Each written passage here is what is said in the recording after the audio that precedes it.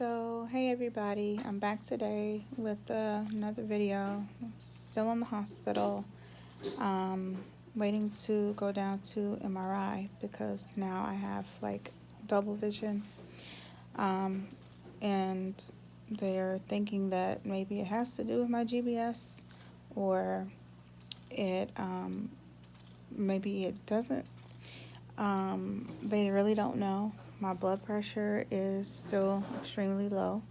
My hemoglobin levels are still extremely low. So I just wanted to give you guys an update on what was going on with me, what is going on with you guys, and you can put your questions or comments in the comment box down below, and I will read them and answer them as early and quick as possible. So I'm going to talk today a little bit about my journey and how it started. So around this time, in 10 days, so around this time last year, I experienced pain in my legs. And with the pain came numbness. Well, it wasn't numb afterwards. It was very painful, started in my feet. It moves up my leg to my calf. My husband and I went to dinner, and when we were at dinner, it moved up my thigh. I was crying so bad at the dinner. I said, we have to go. I said, I have to go to the hospital. So I get to the hospital, and I'm sitting there, and my legs are just aching so bad. I'm just crying because I'm like, I don't know why, and it hurts so bad. I cannot explain the pain to you that I had. So then the triage nurse came and got me, and I tried to stand, and my legs were like wet noodles under me. I couldn't. I just was about to collapse. So he said, no. He said, let me get you a wheelchair. So he got me a wheelchair. I went back there. I was in excruciating pain. I was crying. They were giving me morphine, for my pain. And, I was sleeping on and off. So I think it was my second time falling asleep. No, the first time I fell asleep, I woke up. And when I woke up, the pain was gone, but my legs were like tingly, like, if your foot falls asleep. So it was like that. So I told my husband, I said, my legs feel tingly. And he was like, well, that's probably how they're supposed to feel, right? So I'm still in a little pain. And so, of course, they give me more morphine. I go back to sleep. I wake up. Now, all of these intervals were in 2-hour intervals. So I wake up, and I don't have any feeling in my legs at all. And it was to the point where I asked my husband, I said, are my legs still there? Are my legs still under there? Do you see my legs? And I could not move them. I couldn't feel them.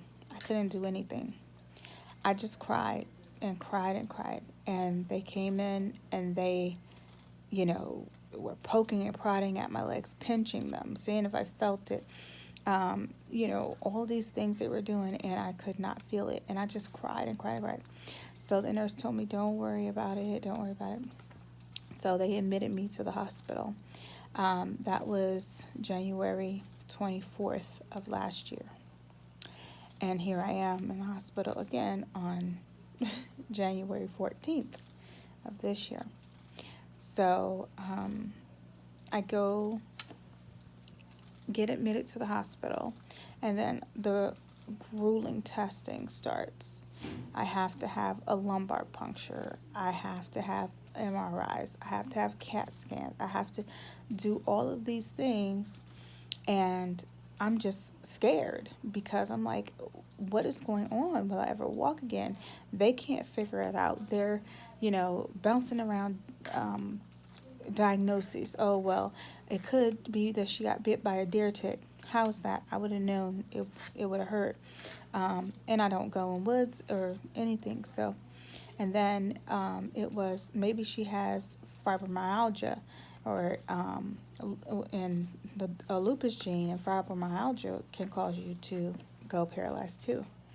And so they're throwing all these diagnoses around to my family, and my family's like, no, she's never had any of those things, so they can't figure it out. So I have to go to another hospital. So they transfer me to Virginia Hospital Center. Mind you, if you have Kaiser, I feel for you, because at the time I had Kaiser, and I could only go to hospitals that partnered with Kaiser. So one of the best hospitals in my area, Fairfax Hospital, I could not go to. So I had to go to this hospital called Virginia Hospital Center. When I went to Virginia Hospital Center, they kind of did the same things, looked at that, told me I was going to need another lumbar puncture. And I said, no, I'm not taking another lumbar puncture. So, they did a scan again in my brain, whatever, blah, blah.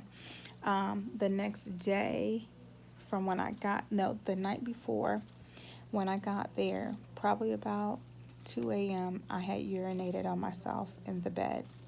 So the paralysis had moved up to my stomach, and I was completely incontinent at that point. After me being completely incontinent, I woke up the next morning, which was February the 1st, and there was a neurologist that came in, and she said, have you ever heard of GBS? Of course I said no, because I never heard of GBS, right? But my husband says yes. At the other hospital, my best friend's mom, she's a nurse, and she told me to tell them to test her for the GBS, but they said that they couldn't test me because they didn't have the capabilities for it. And then they didn't tell the other hospital to test me for it either. So that was just totally disregarded.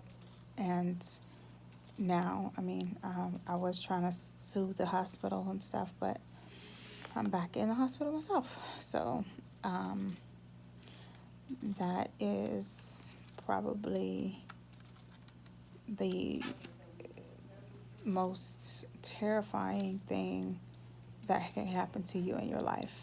And it changed my life completely. So I'm at Virginia. Musician, can I come in?